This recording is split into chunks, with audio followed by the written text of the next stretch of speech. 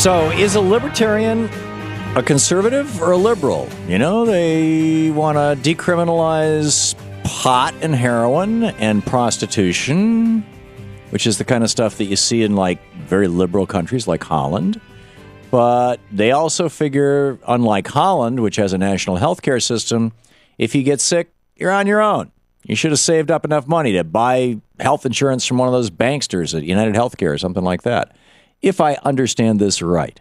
Matt Welch is the editor-in-chief of Reason magazine, the co-author with Nick Gillespie of the Declaration of Independence, How Libertarian Politics Can Fix What's Wrong with America, and McCain, the Myth of a Maverick. Matt, welcome to the program. Thanks for having me back, Tom. Glad to have you with us. Are libertarians conservatives? Because I know that, or for that matter, Republicans, because I know there's a lot of Republicans and a lot of conservatives who are looking at the very, very large number, the growing number of young people who self-identify as libertarians and saying, hey, those people are part of our party. Yeah, well, unless you listen to William Kristol, and he says those people need to go as far away from our party as possible. To answer your question, libertarians are not conservatives. Conservatives classically want to maintain or reach back to some prior status quo, and they tend to be kind of hostile towards change. Libertarians are quite more optimistic by nature, and they like this sort of constant dynamic change that comes in a capitalist society.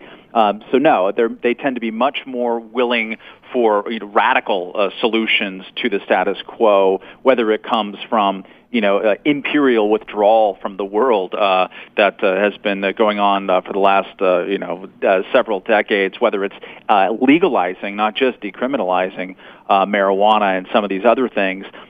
They want that to happen yesterday. All of these, like Portugal did. I mean, Portugal decriminalized all drugs, and it broke the back of organized crime. Their addiction rates went down. Their HIV infection rate went down. I mean, all their social indicators got better. And then the EU said, hey, wait a minute, this isn't a good idea. And libertarians will take there's two different major strains within it. They could be represented, if you will, with Ron Paul, who's the most famous politically right now, and Gary Johnson, who's less famous, but he's probably going to run for the Libertarian Party nomination. Gary Johnson makes the cost-benefit analysis, kind of like what you just did with Portugal. Like, hey, look, it saves you money. You don't have to lock people up. We're running out of money. We need to do something. Ron Paul will make the philosophical argument that government has no business telling us what we can and can't do. Why can't you make both arguments? I think you can make both arguments, and that's what libertarians try to do. I mean, I'm with you on both arguments, but and with regard to that very same thing, libertarians do acknowledge the need to protect the commons, and this is the thing that confounds me. And I'll say this, right up front. When I was in my mid-20s, I self-identified as a libertarian for a while. I was in business. I was doing really well. I was making a lot of money. It sounded appealing to me. Hey, freedom! I pulled myself up by my bootstraps, all this kind of stuff. I had a bumper sticker on my filing cabinet that said "Freedom Works." I think Brown was the candidate that year. The Army has stolen that from you, man. Yeah, I think so. Yeah, actually, he has.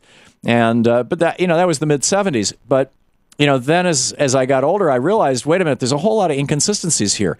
Libertarians say, yes, there is a commons, and we need, and the commons is like our common nation, and so we need an army to protect that, and we need police to protect private property. And you and I both agree that is a libertarian position, right? Generally speaking, unless you're a total anarchist of some sort. Yeah, but that's the basic role of government in the libertarian world. And the role of government that the founders envisioned was larger than that. I mean, they talk about life, liberty, and the pursuit of happiness. I mean, in the Declaration of Independence, it was the first time the word happiness had ever been in the founding document of any country.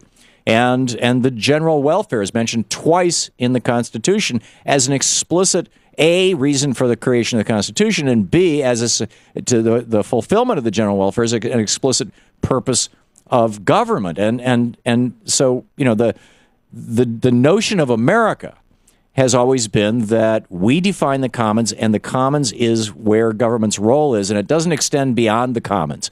So making computers isn't part of the commons. That's not government's role. Making clothes isn't part of the commons. That's not government's role.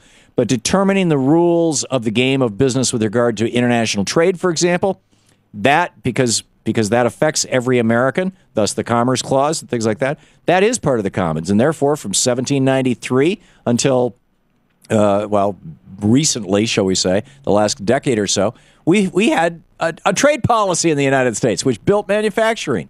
It worked to the benefit of Americans. It worked to the benefit of business. But it would be inconsistent with libertarian philosophy that says there should be no national boundaries when it comes to capital. Well, I think there's a couple of different things to think about in your response. One is that you will get a lot of agreement from most libertarians, including myself, that the government has more of a role, just by inertia, if nothing else, than merely defending the country and adjudicating crime. In our book, Declaration of Independence, which really springs from that pursuit of happiness that you referenced, because I agree with you, it's just sort of a marvelous Enlightenment philosophy that we're all still benefiting from and still trying to pursue. The difference comes in, so in that book we talk about different ways if we're going to have, which we will, if we're going to have government involvement in K through 12 education, well, here's a way to take a libertarian insight and make that better. You and I happen to disagree about that insight, but we take that for granted as the world that we live in right now and will for the foreseeable future. But Jefferson, who was a great, libertarians are all the time quoting Jefferson. His number one achievement of his life, in his opinion, and it's why he had it on his tombstone, rather than being president of the United States, was that he created a state-run college that was free to everybody. Yeah, it's a hell of a beautiful place too. He architected the thing as well. Yeah, but libertarians would say, oh, he never should have done that. No, it should have just been run like in the Supreme Court 1815 case of Dartmouth College versus the U.S., where the Supreme Court ruled that it's a British corporation, but it's a corporation, and so the government can't take it over. We were trying to exercise eminent domain over Dartmouth. I think a lot of times when people talk about libertarianism, they create sort of this sort of Ayn Rand libertarian ogre objectivist of their dreams more than what the modal libertarian out there is.